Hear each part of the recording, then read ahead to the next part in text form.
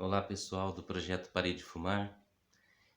Nós estamos aqui para mais uma vez tocarmos nessa questão da dependência do tabaco, e nós iniciamos no último vídeo o assunto sobre a dependência química. Nós falamos sobre as várias dependências: dependência química, dependência psicológica, dependência comportamental, e dissemos anteriormente que nós iríamos, a partir de agora, começar a falar de cada uma das dependências. E hoje nós vamos falar sobre a dependência química, que tem a ver com as nossas estruturas fisiológicas, tem a ver exatamente com a nicotina, tem a ver com aquilo que entra para dentro do nosso sistema fisiológico. Então nós vamos falar um pouquinho sobre isso.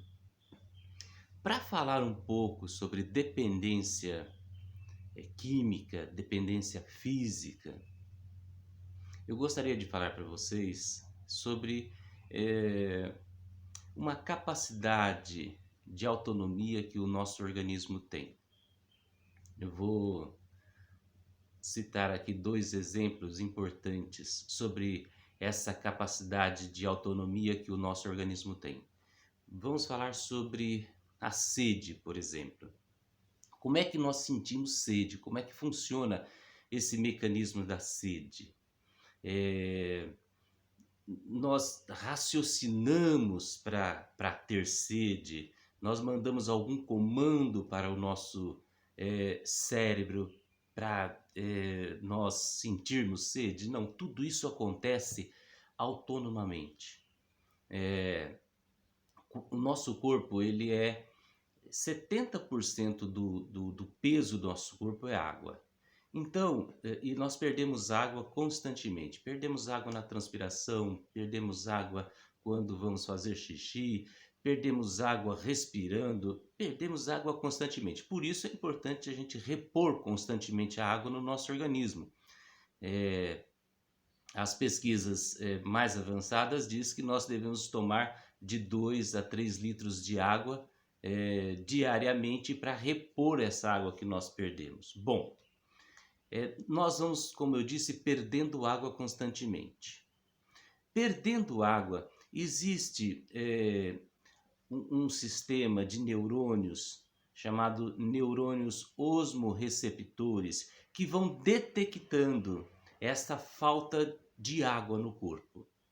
Vai detectando essa falta de água, e quando ele começa a entender que essa desidratação ela está começando a chegar num ponto crítico, estes neurônios eles enviam uma mensagem para o hipotálamo, uma parte do nosso cérebro, para que o cérebro ele faça com que sintamos sede. Então a resposta a esse sistema de neurônios osmorreceptores,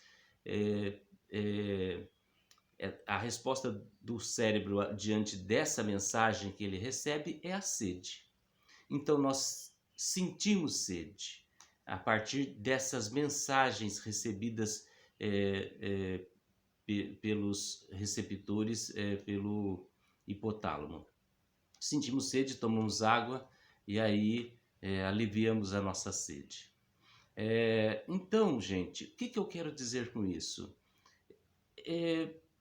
Existe uma autonomia, não existe consciência para que a gente peça água. Existe sim um sistema autônomo dentro de nós que funciona perfeitamente, né? Deus ele colocou para dentro de nós, numa engenharia fantástica, numa bioengenharia fantástica, um sistema para que fosse detectada a desidratação e para que e pudesse a partir daí se desenvolvido alguma coisa para que a gente pudesse sentir algo, para que nós pudéssemos repor essa água. E esse algo é a sede, através de todo esse mecanismo do nosso organismo. Eu vou falar sobre a fome. A fome, por exemplo,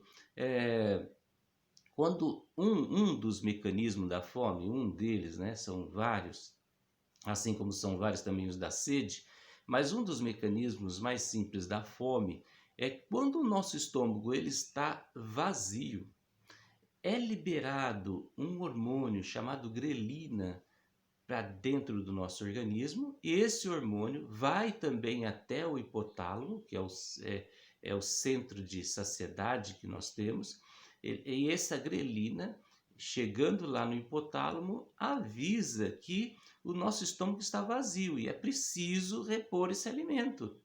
É preciso repor alimento para o nosso corpo por conta da nossa subsistência. E então, o nosso cérebro, ele envia um recado para a gente que nós damos o nome de fome. Então, nós sentimos a necessidade de repor alimento para dentro do nosso organismo. O que eu quero dizer com isso, mais uma vez, é que existe também um mecanismo autônomo para que a gente sinta fome. Gente, se tiver algum problema num desses mecanismos, nós não vamos sentir fome nem sede. Existem idosos que têm problema com relação a esses receptores, a esses neurônios osmorreceptores.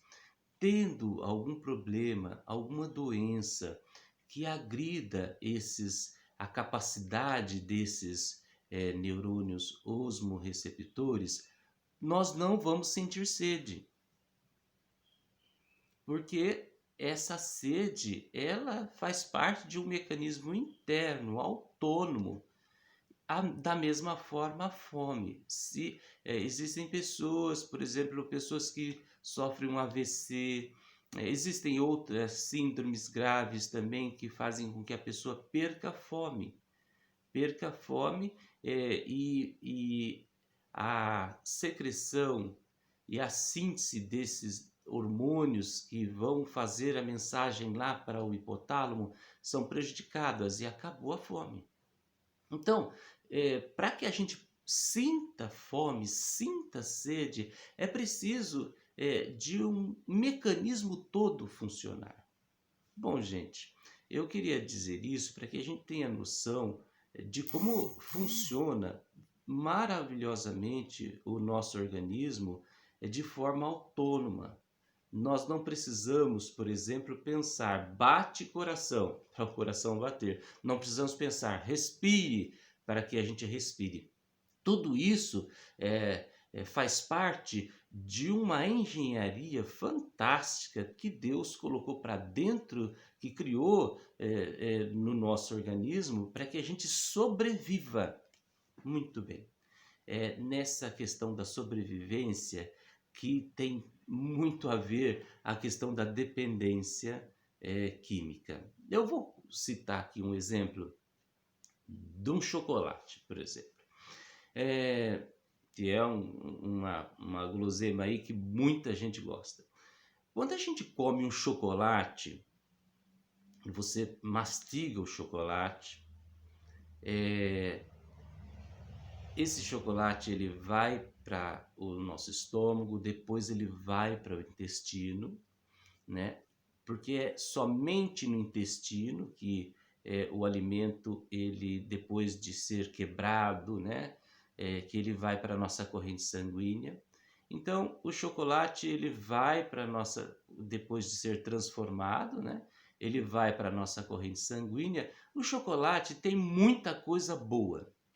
Tem os flavonoides, por exemplo, que fazem muito bem para o coração, fazem bem, eles desaceleram o envelhecimento, ele aumenta a questão cognitiva, ele dá capacidade para memória. Então, o chocolate faz muito bem. Estou falando de chocolate a 70% de cacau, né? Não é o chocolatinho aí que a gente pega no bombom com facilidade aí. O chocolate bom é aquele chocolate que tem 70% de cacau que vai fornecer todas essas coisas boas para a gente. Uma outra coisa que tem dentro do chocolate é uma substância chamada triptofano. O triptofano é um aminoácido muito legal, faz muito bem para o nosso organismo. Então, quando ele é quebrado, está lá no intestino, vai para a corrente sanguínea, ele vai para a corrente sanguínea, o triptofano é espalhado para todo lugar onde vai sangue, vai para o nosso cérebro. Chegou no nosso cérebro, o triptofano ele é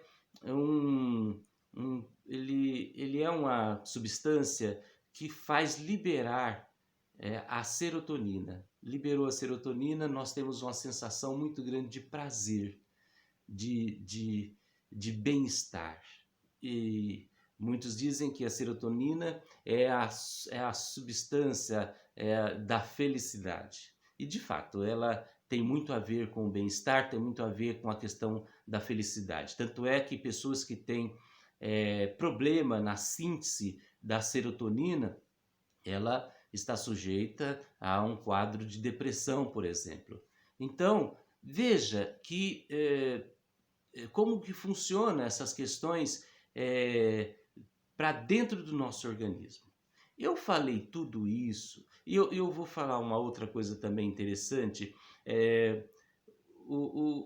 Quando o chocolate, ele depois de quebrado e transformado, ele vai para a corrente sanguínea e vai lá para o nosso cérebro, e existem duas partes do nosso cérebro muito interessantes, né? Uma deixa eu pegar aqui o nome certinho dela para eu não errar, que é a área tegmental ventral. Essa área tegmental ventral, ela é a raiz da dopamina. Então, ela recebe lá o chocolate todo transformado, recebe o triptofano, recebe todos esses componentes muito bons do chocolate e o organismo gosta disso, gostou disso, entendeu que o triptofano, entendeu que as coisas que vieram do chocolate são boas, né? E aí ele faz então a síntese da dopamina. Ele dá uma recompensa para o nosso organismo que enviou para ele o chocolate. Ele manda uma recompensa. Essa recompensa vem em dopamina, vem em adrenalina, vem em serotonina. Ele recompensa o organismo. Ele recebeu o chocolate e ele sintetiza dopamina e o organismo fica bem, fica legal, tem esse bem-estar. Muito bem. O que acontece? Se o organismo percebeu que ele está recebendo dopamina porque ele está recebendo chocolate, esse sistema autônomo que a gente conversou há poucos, ele percebe que chocolate é uma boa para ele. Então ele vai fazer com que o indivíduo, né, traga mais chocolate para ele. Ele vai fazer com que a pessoa sinta vontade de chocolate. E aí ele vai buscar mais chocolate. Vai buscar mais chocolate, come o chocolate, mais triptofano, mais coisas boas para o organismo, e o organismo responde a isso com mais dopamina, mais bem-estar. Puxa vida, se fosse obedecer a esse sistema da área tegmental ventral, nós nos afundaríamos em chocolate, não é?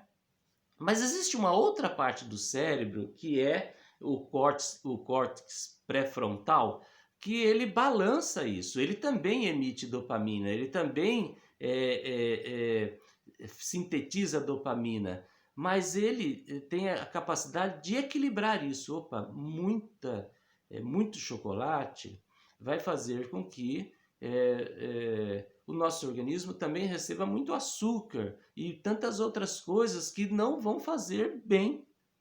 Então é preciso ter um equilíbrio. E essa parte do cérebro, o córtex pré-frontal, ele vai estabelecer uma razão e vai contrapor a área tegmental ventral, que é muito mais ligada à emoção, não é? Então, essas duas partes do cérebro vão brigar entre si, num sentido figurado, para que haja um equilíbrio. Então, não vamos trazer tanto chocolate, vamos substituir o chocolate por uma fruta, porque a fruta também, a hora que chega a fruta no nosso organismo, ela também vai chegar lá nessas partes do cérebro e ela vai responder com prazer também, vai lançar a dopamina comendo uma fruta, recebendo uma fruta. Então, para que não fique só enviando para o organismo a dopamina por conta do chocolate, essa parte do cérebro, o córtex pré-frontal, vai fazer com que a gente tenha esse equilíbrio, tenha essa briga entre razão e emoção, para que a gente coma também a fruta para receber a dopamina. Quanto mais fruta se comer em lugar do chocolate, mais o nosso organismo vai receber dopamina por conta da fruta e não por conta do chocolate. E então, o que acontece? O organismo vai entendendo que, opa, eu estou recebendo dopamina também por conta da fruta. Vamos comer fruta, então? Então, esse balanço autônomo e misturando com o consciente é muito legal. Eu gostaria que nesse primeiro vídeo aqui a gente compreendesse essa questão, a autonomia do organismo e essa briga entre essas duas partes do cérebro, né? Uma é a área tegmental ventral e o córtex pré-frontal. Então, e todos eles sintetizando dopamina, porque é isso que o nosso organismo quer, é sentir prazer. E essa dopamina é secretada recebendo coisas boas nele, né? Mas recebendo muito chocolate não é legal. Mas recebendo bastante fruta é legal para o nosso organismo. Então a gente precisa enviar para o nosso organismo coisas que vão de fato dar prazer, porque o nosso organismo busca esse bem-estar.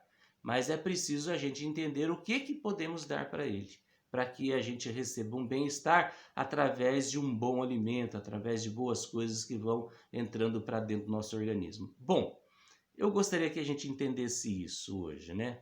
Nesse momento, nesse vídeo aqui.